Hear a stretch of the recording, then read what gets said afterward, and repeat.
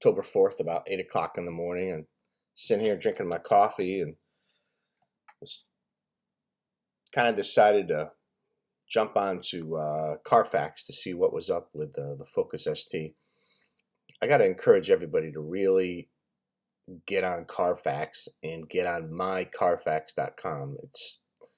It allows you to put your VIN number in, and it will go through and find any service records from people that participate in uploading any kind of records to the internet. Major dealers mostly do it, Midas, Monroe, that kind of thing. They'll share their service records. So let's go through it right now. Let me just show you what I found. So I put the VIN number in right here. I'm not going to show you my VIN number, but I did put in the correct miles right here. 2013 Ford Focus. Private party value, super interested in that, $9,360. And you know I paid $2,500 for mine, so I'm really right side up on this pretty far. Even if I put a couple thousand into it to make it good, I'll still be right side up on the car.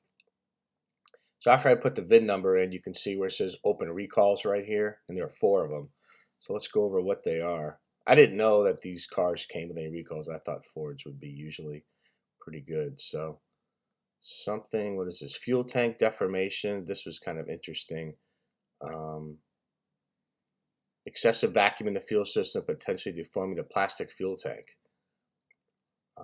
Something with the car can stall out while you're driving it. Engine may stall while driving. There it is right there. So looks like they'll do it for free. I'll just go right in there, and the car's at the shop now. I'll give you an update on the car in a minute. But when I was talking to the mechanic, he said he was just going to drop it off right down the road. There's a Ford dealer literally less than a mile from him, Crest Ford in East Lyme, or Crest Ford in Niantic.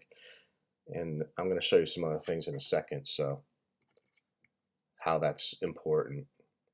So they came out with another one September 16th. Body control reprogramming. The interior latch is located, what does it say? Something with the door will open while you're driving it. So the driver actuates, there it is. Single push, vehicle speeds, the back door will unlock and unlatch. So they'll fix that for free too. So we'll get that one in there. What's the last one? Came out another one in September 16. Door latch replacement. Looks like one of the door latches is malfunctioning, so they're just gonna get that fixed real quick. Allegedly, her hand was injured when trying to grab a door that opened. Third injury: scratches from the rear door opening while driving. So they'll replace it for free. That's good. See if there's any problems. And then what is it? Engine wiring splice repair. I jumped on the forums, and this looks like this is a pretty common thing. I see some people with it. So they just got to repair the splices. There's no charge for this either. Engine stalls while driving. No warning, may increase risk of crash. Well, yeah, well. All right. So let's go to the registration is overdue. The registration expired May of 2017. So it's literally been unregistered for 2 years, over 2 years, 26 months. And then emissions expired the same month, May of 2017. So I got to get the emissions done too. I have to get that done before I can register the car. So I'm gonna do that. All right, let's jump up to the service history here. So this is what I put in there. I put in DIY just because I wanted to note the date on here. But in the life of its car, there's only been 3 times it has ever been to the dealer. That's kind of concerning. So in 2014, vehicle serviced. I don't know what that means. Sometimes they break it down more, and they didn't. Transmission check, oil and filter changed. So the last time it went to any service that I know of that I can find that was uploaded was 2014.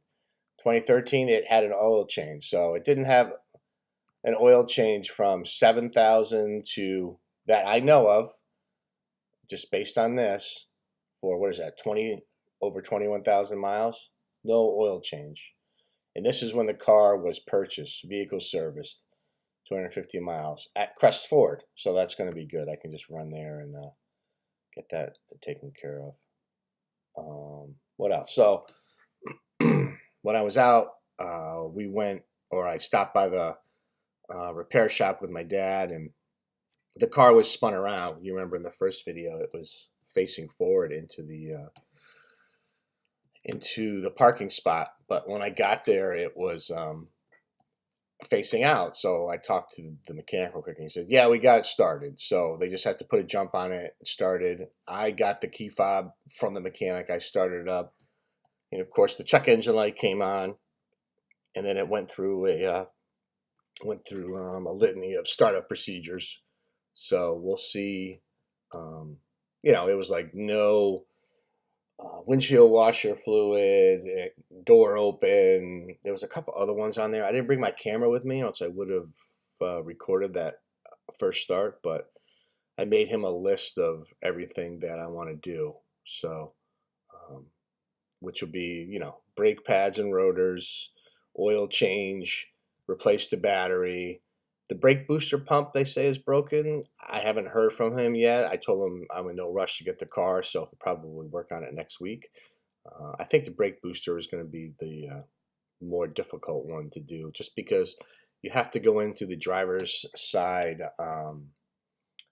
wheel. So you have to take the wheel off and then pull off the inner cover, I think, to get to the brake booster. So that might take 3 or 4 hours to get to it. And then I need to get tires. So that's the update for now. Probably no update until next week. And I'll catch you guys then.